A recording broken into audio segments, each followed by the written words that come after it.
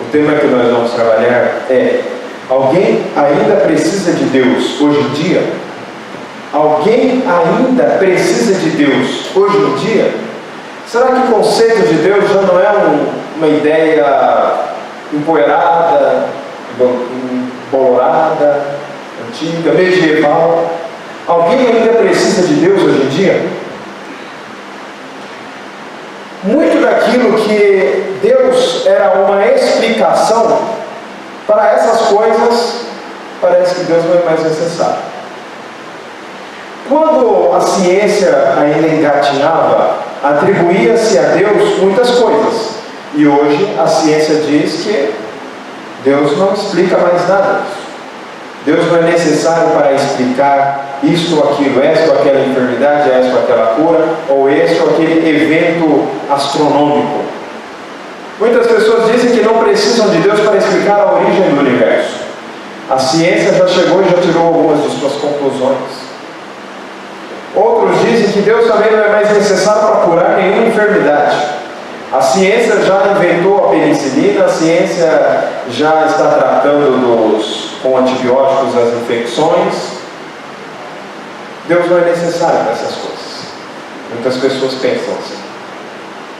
Deus não é necessário para mais um tanto de coisa. E agora eu gostaria de chamar a atenção para um pensador brasileiro que é professor da Pontífice Universidade Católica de São Paulo, quem eu peço licença para mencionar alguns de suas frases no artigo que ele escreveu intitulado "Para que serve a religião?". Para que serve a religião? Esse renomado professor da PUC, Dr. Wagner Lopes Sanches, no artigo que escreveu para a revista Diálogos da editora Paulinas, escreve: para que serve a religião? Para que serve a religião? Alguns procuram a religião para buscar respostas às suas expectativas, aos seus desejos e a grandes questões colocadas pela sua existência no mundo. Outros procuram explicar a vida e a morte, o prazer e a dor, a doença e a saúde, a alegria e a tristeza. A religião apresenta às pessoas um quadro referencial que fornece uma determinada visão de mundo. Essa visão, eles buscam trazer sentido a um caos, a uma desordem, a uma falta de sentido que há na vida. Para outros, a religião possibilita às pessoas dos grupos sociais organizar a realidade de forma ordenada, tanto do ponto de vista pessoal quanto do ponto de vista social. Para outros, a religião busca construir uma identidade cultural. É aquilo que traz sentido àquela comunidade de pessoas. Para outros, a religião serve para legitimar ou para contestar o status quo. Para contestar ou para legitimar a organização social. O hinduísmo seria uma religião que busca legitimar a organização social em castas. E para explicar por que a sociedade é tão fragmentada, tão injusta, tão cheia de preconceitos, então há a religião que explica tudo isso. Para outros, há uma religião que contesta o status quo. Se os irmãos pensarem no judaísmo, o judaísmo seria uma religião de legitimação e uma religião de contestação, só que em momentos diferentes. Quando os hebreus eram escravos do Egito, o judaísmo era uma religião de contestação. Quando eles estavam exilados na Babilônia, o judaísmo era uma religião de contestação. Mas quando eles estiveram na terra prometida e governando Canaã, a religião seria uma legitimação. O que eu gostaria de dizer aos irmãos é da minha discordância desse pensamento. É que eu gasto tanto tempo para explicar alguma coisa que eu discordo, né? Eu discordo. Deus não serve para explicar nada disso. Deus não serve para nos trazer respostas às grandes questões do mundo, sobre a vida, o que é a vida, o que é o homem. A filosofia já faz isso. Deus não serve para explicar os eventos da morte, da vida. A ciência já faz isso. O fato de Deus servir para dar uma identidade cultural, a internet faz isso. sociais fazem isso, as nossas tribos fazem isso. Nós nos identificamos socialmente, seja pela nossa cor, seja pela nossa raça, seja o nosso nível de escolaridade, seja a nossa profissão, seja os esportes que nós gostamos de praticar. Tudo isso já nos traz uma identidade social. Na bem da verdade, nós não precisamos de Deus para explicar nada disso. Nós também não precisamos de Deus para legitimar nada. Hoje em dia nós temos a inteligência e a capacidade de cada um, ou a história passada de um povo para explicar e para legitimar por que a nossa vida está assim. Alguns dizem, por que nós angariamos este ou aquele sucesso? Porque eu estudei, porque eu passei noites de madrugada estudando. Por que eu passei nesse concurso? Porque eu tenho aquela profissão? Porque eu estudei bastante. Eu tomei uns remedinhos, eu tomei um ginseng, fiquei acordado a noite toda, estudando, para conseguir ser alguém na vida. Outros dirão, o fato de eu não ser alguém na vida é, além do fato de eu não querer estudar, é também o fato de os meus antepassados terem sido oprimidos. Então eu tenho uma história para explicar, seja o meu sucesso, seja o meu fracasso. Deus não precisa, não é necessário para explicar isso. Deus sequer é necessário para explicar a história humana.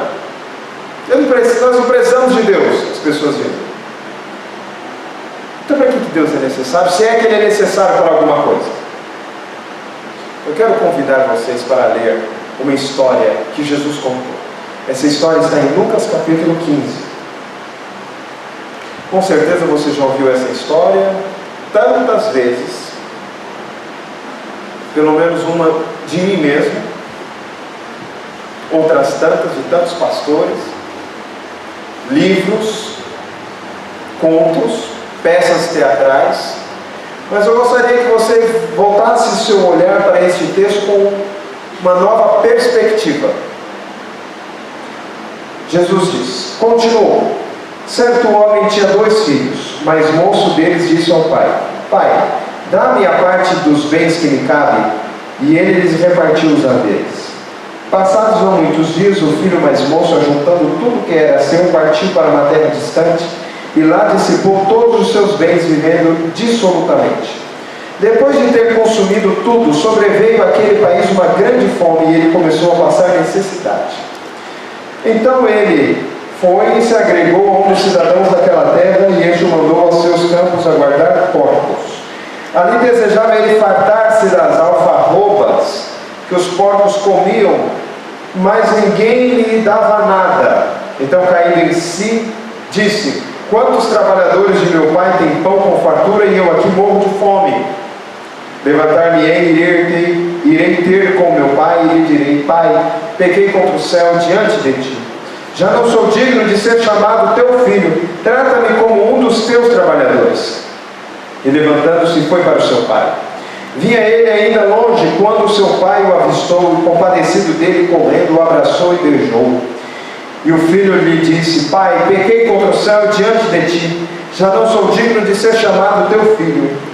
O pai, porém, disse aos seus servos, trazei depressa a melhor roupa, vestiu-o, ponde-lhe um anel no dedo e sandálias nos pés. Trazei também e matai o novilho cevado, comamos e regozijemo-nos, porque este meu filho estava morto e reviveu, estava perdido e foi achado, e começava a regozijar-se. Ora, o filho mais velho estivera no campo, e quando voltava, ao aproximar-se da casa, ouviu a música e as danças. Chamou um dos criados e perguntou-lhe o que era aquilo. E ele informou, veio o teu irmão, e teu pai mandou matar o novilho cevado, porque o recuperou com saúde. Ele se indignou e não queria entrar. Saindo, porém, o pai procurava conciliá-lo.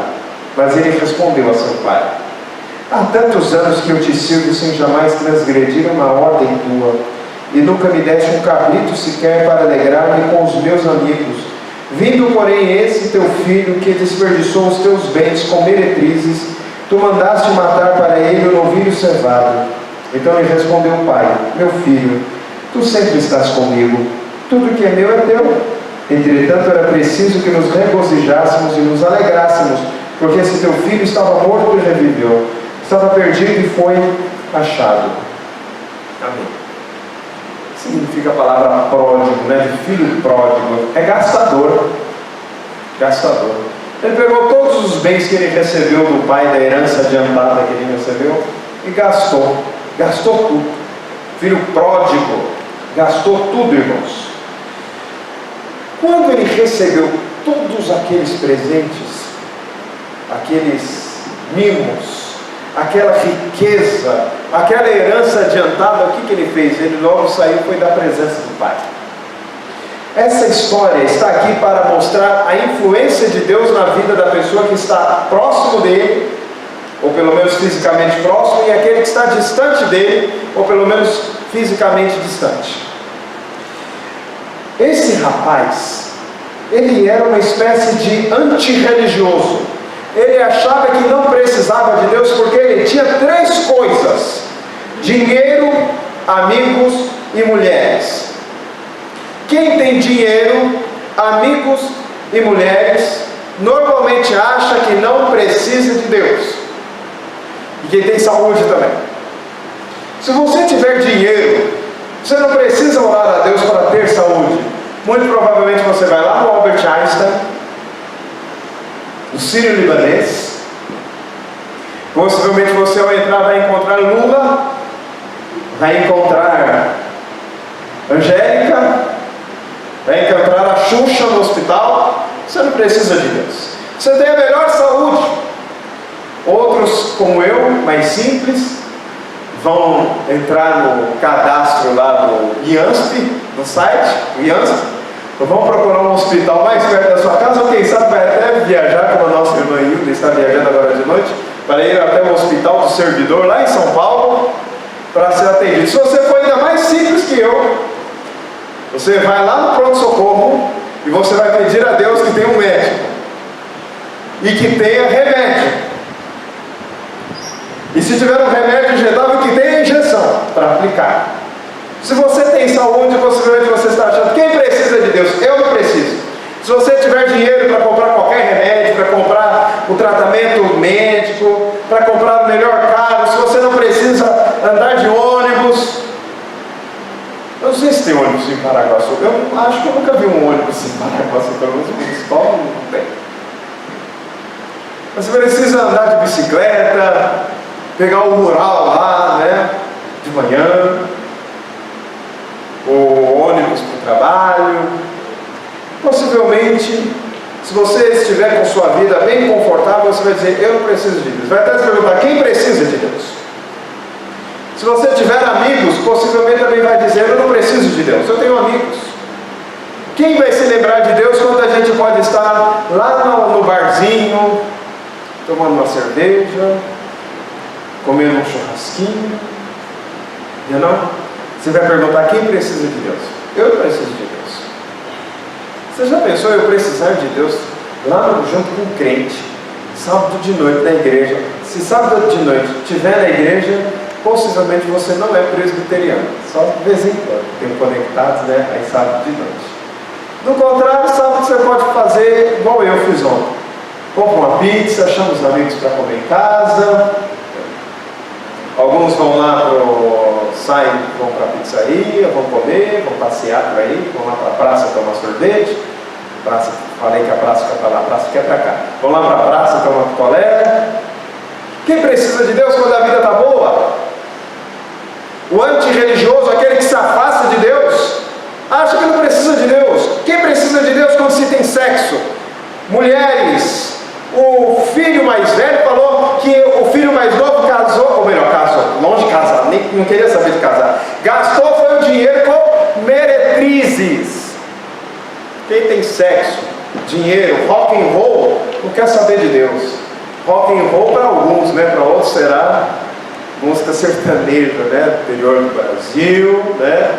Sertanejo, é isso. Outros de um gosto muito ruim vão lá ouvir que tiro foi esse, ouvir Pablo Vittar, não é isso? E está se perguntando: quem precisa de Deus? Isso é coisa daquele povo que fica atrás de igreja, os Bíblia. põe a Bíblia debaixo do braço. Agora não precisa de Bíblia debaixo do braço, tem aplicativo de Bíblia, põe no celular.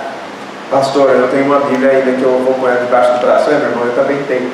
Olha aqui, eu também tenho uma Bíblia. Não põe debaixo do braço, mas enfim. Quem precisa de Deus é esse povo. Quem precisa de Deus é quem está lá na fila do INSS, na fila do SUS. Eu não preciso de Deus. E o sujeito como este, que pensa assim, como o filho pródigo, ele só vai lembrar que precisa de Deus quando ele estiver comendo comida de porco, porque dinheiro acaba. Para alguns talvez não vai acabar. O Neymar da vida, será que acaba? É um jogador de futebol que acabou da pobreza, não é não? Dinheiro acaba. Dinheiro como servo, ele é bom. Como senhor, ele é bom não. Então se quem está servindo ao dinheiro saiba disso, uma hora vai pedir a fatura. Os amigos, se acabar o dinheiro, e os amigos, o que é que acontece? Se mandam.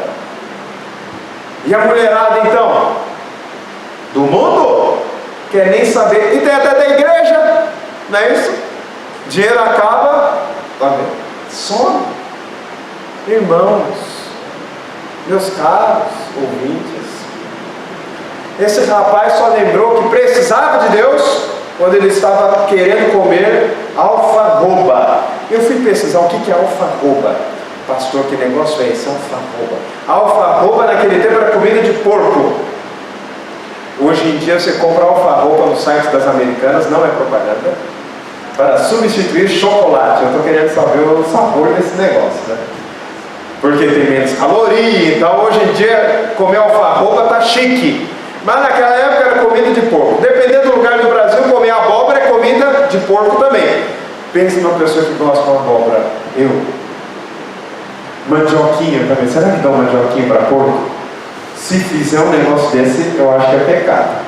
Mandioquinha para porco, não pode não. Alfarroba, vai lá. Mandioquinha, abóbora? Não, pelo amor de Deus. Pastor, você está contando os dias para comer camarão lá no Maranhão. Lá no Maranhão tem um povo que fala que não come abóbora, que só come camarão, né? Eu acho que se eu tivesse uma tigelinha de camarão, eu não ia nem lembrar que existe abóbora. Mas o sujeito estava numa pobreza sem fim, ele lembrou de Deus. No momento de tristeza, de pobreza, mas o que eu quero lhe chamar a atenção é o seguinte: por que ele se lembrou de Deus? Porque ele lembrou que tinha um pai. Sabe quem que precisa de Deus? Quem é filho de Deus precisa de Deus, porque precisa do seu pai. Você quer saber se você precisa de Deus? Você é filho de Deus? Então você precisa dele. Mas que negócio é esse de ser filho de Deus? O que eu faço para ser filho de Deus? Que eu quero entrar nesse esquema. Quem que não quer? A Bíblia ensina como ser feito filho de Deus. Como é que se faz um filho de Deus? Vou ler para vocês 4 versículos. João 1,12. Mas a todos quantos recebeu Jesus, deu-lhes o poder de serem feitos filhos de Deus, a saber, aos que creem no seu nome. Quer ser filho de Deus? Receba Jesus no seu coração, creia nele e você será feito filho de Deus. Quem precisa de Deus? Quem é filho dele? Porque o filho precisa de seu pai. João 11, 51, versículo 52. Caifás, que era um sujeito cheio de pecado, se achava muito santo, mas era cheio de pecado, e pensando em como iria atrás de Jesus para matá-lo, diz João: ora ele, Caifás, não disse isso de si mesmo, mas sendo sumo sacerdote naquele ano, profetizou que Jesus estava para morrer pela nação, e não somente pela nação, mas também, presta atenção, para reunir em um só corpo os filhos de Deus, que andam dispersos. Para que Jesus estava morrendo? Para reunir em um só corpo os filhos de Deus que andam dispersos. Se você é filho de Deus que anda disperso, se você ouve o chamado do Espírito Santo em você, se Deus está falando no seu coração, você é meu filho, vem até mim, você precisa de um pai. Você precisa de Deus, porque Ele está reunindo os filhos dele. Você precisa dele. E nesse caso, Deus é insubstituível. Ninguém pode substituir Deus para o Filho dele. O dinheiro não pode, as mulheres não podem, os amigos não podem, as festas deste mundo não podem, sequer as festas do porvir não poderiam. Diz Santo Agostinho, não me lembro se nas Confissões ou no Livre-Arbítrio, que o homem tem uma necessidade tão grande de Deus, mas essa necessidade é tão grande dentro de si que apenas Deus pode preencher, tão grande Deus é. Nada mais pode preencher. E ele diz de si mesmo: enquanto eu vivia determinado tipo de vida e não encontrei-me com Jesus, minha vida podia ter dinheiro, podia ter prazeres, podia ter sucesso, mas era uma vida vazia. Quem precisa de Deus? Os filhos dele. Os filhos de Deus precisam de Deus. Romanos 8,14: pois todos que são guiados pelo Espírito de Deus são filhos de Deus. Você está sendo guiado pelo Espírito para encontrar-se com Deus? É porque você é filho dele. Você precisa de Deus, porque você precisa do seu Pai. Não é precisa de um Pai, você precisa do seu Pai. E Deus é o Pai daqueles que creem nele. Deus é Pai de todo mundo? A Bíblia diz que todos que são guiados pelo Espírito de Deus são filhos de Deus. Quem não é guiado pelo Espírito não é filho. Gálatas 3,26: pois todos sois filhos de Deus pela fé em Cristo Jesus. Se tiver fé em Jesus, é filho de Deus. Se não tiver fé em Jesus, não é filho. Não adianta. Não, como diz o samba, não tem choro nem vela. Samba é antigo, né? Não é todo mundo que vai lembrar. E eu também não vou cantar. Já pensou? O pastor cantando samba no púlpito, né? Não dá certo. Pois bem, pela fé em Jesus nós demonstramos que somos filhos de Deus. E se o somos, precisamos voltar-nos para o nosso Pai, pelo simples motivo que só faz sentido sermos filhos porque Deus é o nosso Pai. Alguém ainda precisa de Deus hoje em dia? O religioso, melhor, o anti-religioso precisa de Deus. Aquele que tem dinheiro, aquele que tem honra, aquele que tem fama, aquele que acha que não precisa. Se for filho de Deus, precisa. E ninguém poderá substituir Deus na sua vida. Segundo lugar, como o religioso precisa de Deus. Primeiro eu falei do anti-religioso, aquele que tem tudo na vida e acha, não precisa de Deus. Vocês não estão percebendo que eu não estou falando que Deus é necessário para explicar as lacunas da ciência. Tem gente que está falando que Deus é necessário porque ele consegue explicar o Big Bang, mas ele não consegue saber como que o Big Bang surgiu a singularidade para explodir, para dar origem. Ah, então Deus está nisso, então isso explica Deus. Não. Nós não estamos atrás de lacunas na ciência para dizer que Deus existe. Nós não precisamos disso. Na verdade, nós não queremos discutir ciência.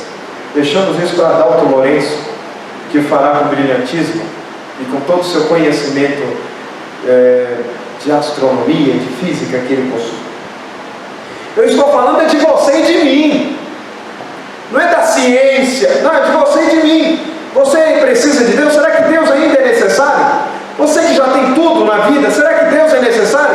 Você que tem os prazeres da vida, que quer estar nas festas, e as festas de fato, muitas são muito boas, outras nem tanto, algumas terminam como enxaqueca na segunda, outros terminam na delegacia de polícia, redigindo medida protetiva, para mandar no dia seguinte lá para o plantão judiciário.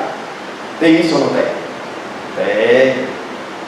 Aí está lá o escrevente no dia seguinte, né? Alguns também com a cabeça desse tamanho porque bebeu a noite toda, e por aí vai. Aí você acha, eu preciso de Deus para quê? O antirreligioso precisa de Deus quando é filho de Deus. O religioso também precisa de Deus, porque tem muita gente que vive como o filho mais velho desta parábola.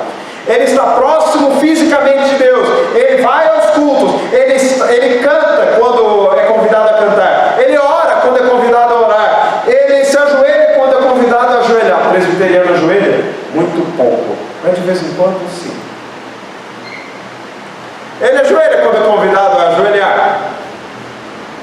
mas o coração dele está com os amigos dele. O coração dele está com aquilo que ele acha que vai receber de Deus, porque ele é um filho fiel. Na verdade, ele não é um filho fiel, ele é um servo fiel. Ser servo é diferente de ser filho. Nessa parábola, do filho pródigo, o fariseu murmurador, do versículo 1 e 2. É o versículo 2, mas para entender o versículo 2, você tem que ler o versículo 1. Aproximavam-se de Jesus todos os publicanos e pecadores para o ouvir, e murmuravam os fariseus e os escribas, dizendo: este recebe pecadores e come com eles. Os murmuradores fariseus estavam reclamando de Jesus, porque Jesus tinha uma companhia que para os fariseus era uma companhia desagradável, que era um monte de pecador. Enquanto eles estavam cheios de mandamentos, estavam cheios de obrigações, mais de 600 mandamentos eles tinham que cumprir, 300 e tantos positivos, 200 e tantos negativos, e aquele fardo pesado. Sabe como é que era a lei para o fariseu? Era como se boa parte da minha audiência, não sei se faz academia, mas se fizesse, ou melhor, se não fizesse, primeiro dia fosse malhar ombro. O peso está mole, não está mole?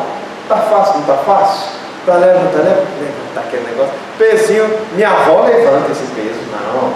Minha avó com problema no braço, artrite, artrose, e tem aquele outro, bursite também, né? Minha avó com esses 3 negócios, levanta isso aí. Vou levantar, é o triplo. Aí o pessoal vai lá e levanta. No dia seguinte, como é que está o ombro? Ele não sabe que existe vida na terra, ele só sabe que existe um ombro dele, né? De tanta dor que ele está. Pois é, pensa numa dor dessa. Pastor, preciso de uma outra ilustração, porque esse negócio de academia eu não gosto não. Então vai lá, eu estou levantando 2 baldes de tinta para fazer um mutirão. O pastor fica chamando esse negócio de mutirão. Aí levantou os 2 baldes de tinta, um de cada lado. Passou o dia inteirinho, balde para cá, balde para lá. Traz, sobe escada, desce escada. No dia seguinte, como é que está o ombro? Era assim que os fariseus estavam se sentindo, os escribas estavam se sentindo diante de tantas regras. Deus para eles era um fardo pesado. E diz Jesus que eles não apenas botavam esses fardos imensos sobre os seus ombros, como ainda colocavam nos ombros das outras pessoas. Servir a Deus para ele era uma coisa ruim. Quer lembrar de uma pessoa que pensa assim? É aquele que fala: pastor, eu vi coisa errada na igreja e me desviei. Se desviou, desviei. E agora o que você está fazendo na vida? Estou no boteco, não falta um dia. Vou para o trabalho, tomo uma branquinha. Volto de noite, tomo cerveja.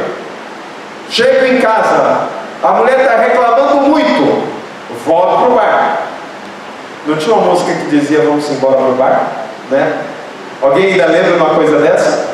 Pois é, tem gente que está vivendo nisso. Vamos embora para o bar, de manhã, de tarde, de noite. Uns levam bebida para o trabalho. Aí eu te pergunto, o que tem a ver a pessoa sair da igreja e ir direto para o bar? Sabe por quê? Porque ele estava com vontade. Havia não sei quanto tempo. E servir a Deus para ele era um peso imenso. Imenso. Então no dia que ele encontrou uma desculpa para sair, ele se mandou e saiu mesmo, não olhou nem para trás. A mulher de Ló olhou para trás e virou estátua de sal. Se fosse ele no lugar da mulher de Ló, não ia olhar nunca, porque ele só tinha olhos para o boteco. E saiu correndo, porque servir a Deus para ele era um peso, era chato. Na primeira oportunidade se mandou. Eu ouvia uma pessoa dizer o seguinte, que dizia: pastor, eu sou membro de igreja, eu não sou crente não, e no dia que eu sair da casa dos meus pais, eu vou para o mundo. Aí eu falava, eu elogio a sua honestidade. Eu elogio a sua honestidade. Agora, seus valores, aí não tem como não. Aí, isto eu não elogio. Meus irmãos, ouçam bem. A pessoa está cercada de religião, ela vive na igreja, mas o seu coração está longe de Deus. Há alguns versículos da Bíblia que para eles são versículos revolucionários e até hoje esses versículos, para eles, são novidade. Pensam comigo. Porque Deus amou o mundo de tal maneira. Essas pessoas são religiosas, mas elas não se sentem amadas de tal maneira. A cabeça delas sabe, Deus me amou de tal maneira que deu seu filho por mim, mas ela não se sente amada por Deus. Deus é um fardo para elas. E eu vou dizer uma coisa, elas precisam de Deus, porque elas estão na casa do Pai vivendo como servas, enquanto elas podiam estar na casa do Pai vivendo como filhos. Ainda não experimentaram a graça de Deus sobre suas vidas. Sabe quem precisa de Deus? O religioso que só cumpre tabela, que vai lá, que se preocupa e que está preocupado com os outros, principalmente se os outros não estão seguindo, mas o seu coração está longe do Pai. E sequer enxerga Deus como Pai, apenas enxerga como Senhor. Esse é um Deus medieval. Esse sim é o Deus medieval. É aquele Deus cruel, que castiga. É aquele Deus que se vinga. É aquele Deus que manda a peste negra, que manda a peste bubônica para amaldiçoar, para fazer com que os seus filhos sofram cada vez mais. E há muitas pessoas que hoje ainda se sentem assim. Quando acontece alguma coisa errada na vida delas, elas logo se perguntam: qual foi o meu pecado? Porque Deus está me punindo. Porque elas enxergam Deus como alguém que pune, simplesmente, que não ama, não é que não discipline, é que pune. Disciplinar é diferente de punir. Porque Deus ama, então Ele disciplina, Ele poda, Ele põe no caminho. Mas algumas pessoas que não se sentem disciplinadas, mas punidas por Deus, esses precisam de Deus desesperadamente, para ontem. Às vezes vai viver uma vida dentro da igreja, sem ter conhecido o amor de Deus. Será esse o seu caso? Quem é você nessa história? Você precisa de Deus se você for filho dele. Não é que você precisa de Deus para dar sentido à sua vida. Não, você precisa de Deus porque você é filho dele. E o filho precisa do pai. E o filho quer estar com o pai. Jesus, o Filho unigênito de Deus, o Verbo de Deus encarnado, Ele estava com o Pai por prazer, pelo deleite de estar com o Pai. Quando nós não nos deleitamos em estar com Deus, quando nós não temos prazer em estar com Deus, é um grande indício de que talvez não o concebamos na nossa mente como nosso Pai. Você precisa de Deus se estiver vivendo como um escravo, quando Ele o convida a viver como filho. Você precisa de Deus se você sente o chamado de Deus no seu coração, você ouve o Evangelho de Deus ser pregado, e você o escuta no seu coração, é com você mesmo. Deus está lhe chamando, Deus está lhe convidando, Deus está falando: hoje, se me ouvirdes, não endureça o seu coração. Você é filho dele. Deus está te reunindo, Deus está te chamando, Deus está te convidando, Deus está te aproximando. Veja a profecia de Caifás, não com a intenção das melhores, mas corretamente falou que Jesus estava para morrer pela nação. Só que João, o apóstolo, completa: não apenas pela nação, mas para reunir os seus filhos em um só corpo. Que filhos? Os que andam dispersos. Hoje, se você está ouvindo o convite do Senhor, e talvez até se perguntando: quem precisa de Deus? Eu preciso de Deus. Vocês ouviram o cântico que nós cantamos? Eu quero é Deus. Eu quero é Deus. Não importa o que vão pensar de mim. Aí, para completar, uma ressalva do mau português: tô nem aí. Tô nem aí. Eu quero é Deus. Que Deus possa entrar no seu coração e fazer morada. Se você quer saber o que você faz depois de convidar Jesus para morar na sua vida, você me procure venha falar comigo, mas faça comigo essa oração. Deus amado, se há no nosso meio algum filho teu, que ainda não sabe que é teu filho, que está sendo convidado pelo teu Evangelho para crer em Jesus e se tornar filho na plenitude da palavra, que o teu Espírito Santo possa trazer, arrastar para a tua graça, porque eu sei que tu és o Deus que tudo podes, e não há coração suficientemente duro que não possa ser quebrantado na tua presença. Assim eu te peço que o teu Espírito Santo possa trazer essas vidas à tua presença, em nome de Jesus. Amém.